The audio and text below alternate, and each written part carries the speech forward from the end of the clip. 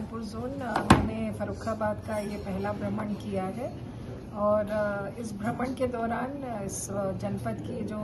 Facing challenges हैं उनको समझने का प्रयास किया है और हमारी क्या पुलिस की कार्य व्यवस्था है, किस तरह से यहाँ पे पुलिसिंग स्ट्रैटेजी अपनाई जा रही है, इन सभी चीज़ों का आकलन करने का प्रयास किया है। और मैं काफ़ी हद तक ही संतुष्ट हूँ। मैंने पुलिस लाइन का भ्रमण किया, पुलिस ऑफिस का भ्रमण किया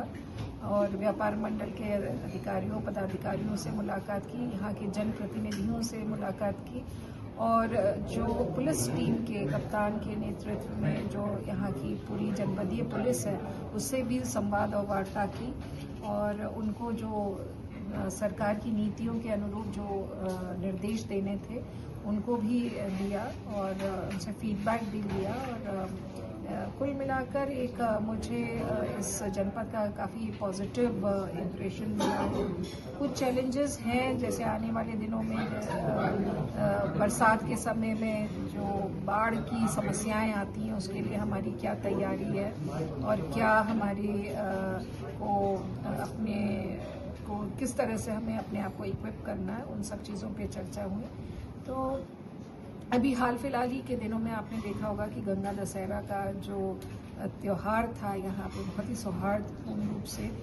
हुआ संपन्न और स्नान में कहीं भी कोई अप्रिय घटना सुनने में नहीं आई और गंगा जी का एक बड़ा यहाँ पे गहरा क्षेत्र है जिसमें सकुशल लाखों लोगों की भीड़ ने स्नान किया। तो इस तरह की हमारी जो व्यवस्थाएं यहाँ पर काफ़ी अच्छी कायम हैं ऑलरेडी। कुछ और चीज़ें हैं जिससे हम पुलिसिंग व्यवस्था को और सुदृढ़ करना चाहते हैं, तकनीकी रूप से भी और अदर प्रोफेशनली भी हम उसको और सुदृढ़ करना चाहते हैं और पुलिस का व्यवहार, पुलिस का कम्युनिटी पुलिसिंग और पब्लिक का ट्रस्ट और जो माफिया है उसके विरुद्ध एक tightening the news around the mafia, मतलब कि और किस तरह से सख्त कार्रवाई हम अमल में ला सकें, इन सब चीज़ों पर हमने चर्चा की ताकि जो पुलिस की कार्य प्रणाली है वो और प्रखर हो और हमको बेहतर रिजल्ट्स मिले और एक अमन शांति का वातावरण यहाँ पे कायम रहे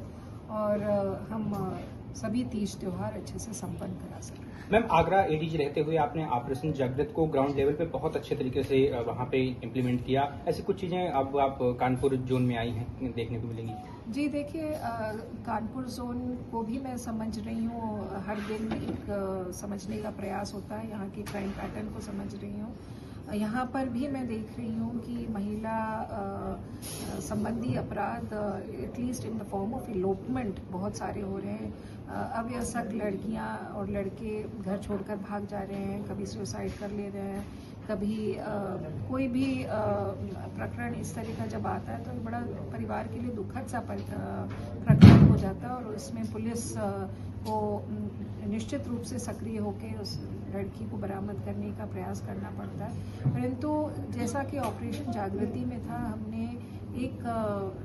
बच्चे और बच्चियों से संवाद स्थापित करने का प्रयास किया और उनको काउंसलिंग करने की कोशिश की ताकि वो इस बात को समझ सकें कि ऐसी चीज़ें जो हमको अपने घर से दूर ले जाती हैं या अपने ध्येय से दूर ले जाती हैं और हमको भ्रमित कर देती हैं कुछ समय के लिए, जो इस टीनेज में संभव है, तो उससे कैसे बचा जा सकता है। और पेरेंट्स को भी समझाया हमने कि